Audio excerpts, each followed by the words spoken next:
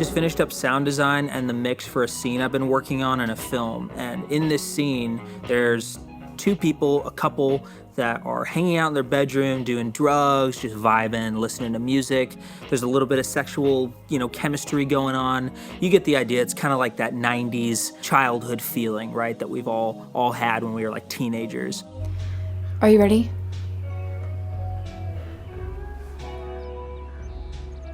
How long did you say this was gonna last again? Like 6 hours. I'm really focusing on the futs that you can hear in the background. What do y'all think?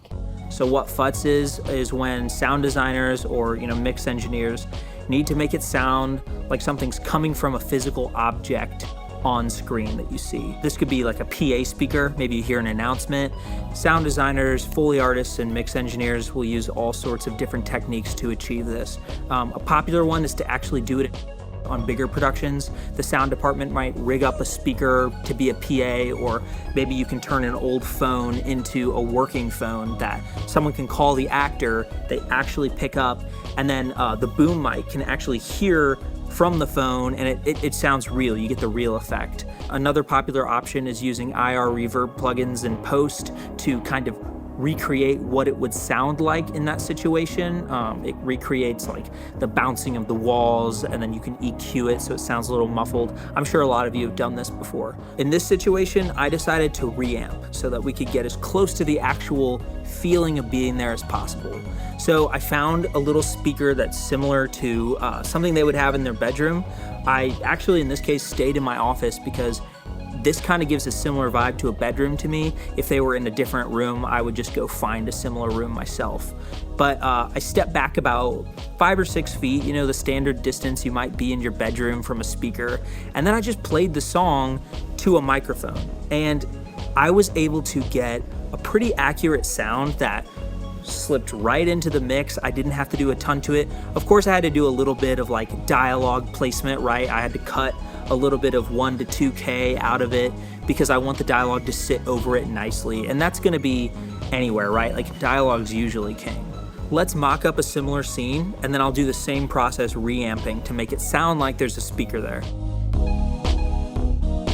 Something I could work on is getting back into journaling more, which is what I've heard the most important part of the artist way is like the journaling. And I do agree with that. I used to journal a lot, and I've fallen out of it a little bit, but. Let's pretend that that's not a scene from a vlog episode, and for our prompt, the director wants it to sound like in this film that our main character is sitting in a coffee shop talking, and we want to hear the speakers coming from the coffee shop as they naturally would, right? Diegetic. There are different ways that people rig up speakers for coffee shops, right? Like there could be lo-fi, little Bluetooth speaker in the corner that the barista's bumping, or there could be a professional install where there's like speakers up on the ceiling, maybe installed every 10 feet apart.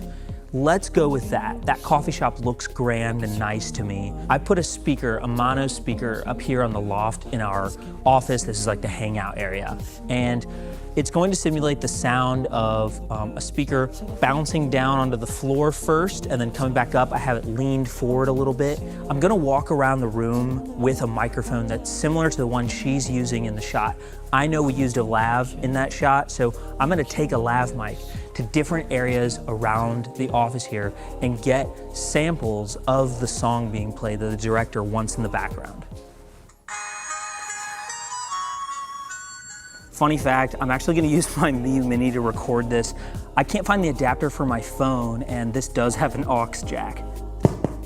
So this is the Miu Mini. I have an 3.5 millimeter stereo to dual mono 1/4 inch cables. I'm just using the right side. I don't really care that much. It's not a big deal to me because being gritty is what's gonna get the most interesting result anyway. So we're just gonna get the right side of the song. I made the song, so I know it doesn't play with the stereo field way too much. I am using this blanket to prop up the speaker in a funky way so that it aims down a little bit like a speaker that would be mounted to the ceiling. And then it also helps diffuse it a little bit so there's no vibrations or anything.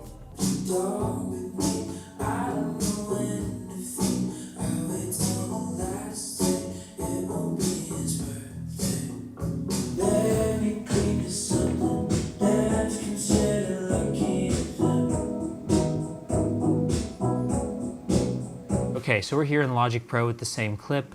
All I've done to her vocals are pulled up Neutron, and we got a good EQ curve going. That would be kind of basic start point for vocals, and then a compressor that should help even out the dialogue a little bit. Here we go. Something I could work on is getting back into journaling more, which is what I've heard the most important part of the artist way is like.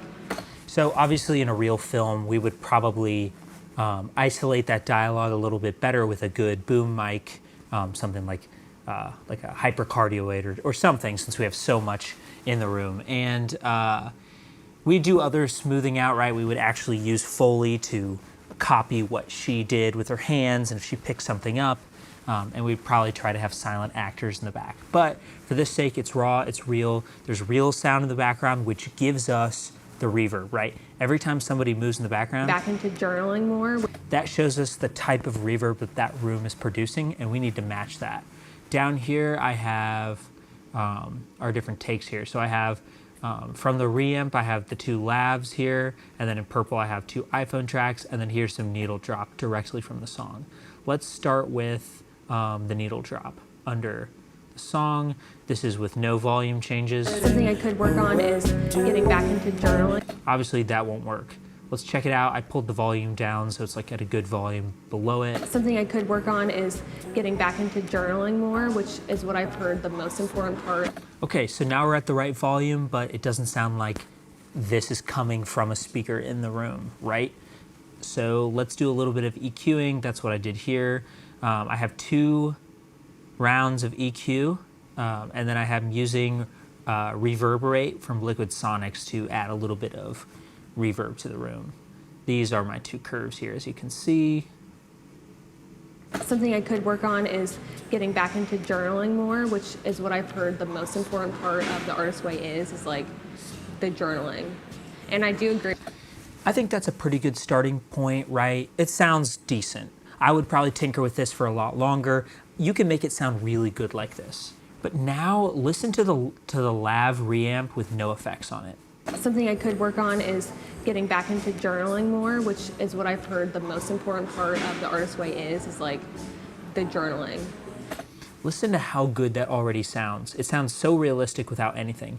I add some EQ to it to bump it up a little bit. Check this out. Something I could work on is getting back into journaling more, which is what I've heard the most important part of the artist way is like the journaling.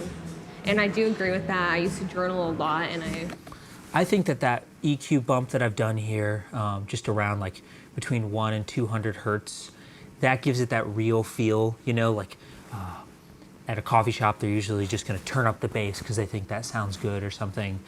This sounds really good to me. Let's check out the iPhone with no effects on it. This is the iPhone only under it. Something I could work on is getting back into journaling more, which is what I've heard the most important part of the artist way is like the journaling. And I do agree with that. I used to journal a lot, and I've fallen. Same thing. I think without any effects, this lays right in nicely. An iPhone microphone is going to have more going on to bump up the low mids and pull stuff out of the full bass. You know, it's like the iPhone electronics. It's really good for like iPhone recording purposes. The lav is going to get a little bit more of a flat response, or at least try to. The iPhone mic and recorder is a really solid option when you're doing this type of work. Let's check out the iPhone with that same EQ curve. Something I could work on is getting back into journaling more, which is what I've heard the most important part of the artist way is like the journaling. And I do agree with that. I used to journal a lot, and I've fallen out of it a little bit, but I think the best sound is the lav reamp with EQ added, and then probably the iPhone reamp with EQ, then the lav alone, then the iPhone alone, and then probably in last place would be the needle drop EQ. Granted, I could have spent a little bit more time on that. So the big question at the end of the day is, doesn't this take a lot longer, and isn't it a lot more work than just sitting at the computer, finding a stock sound and tinkering with it using effects? Honestly, no. So if you have a solid field recorder, like something from Sony or Zoom, or even better, and you know how to use it, you understand, or at least you try to understand acoustics, you can get really good sounds quickly, right? I've spent so many hours tinkering with something at my computer, trying to recreate something, but as soon as I turn on the mic and I do Foley or I get a real ambience, it always nails what I'm going for because I'm being intentional on the recording process and in the post process, right? In my opinion, do as much as you can with the microphone before you sit down with the plugins.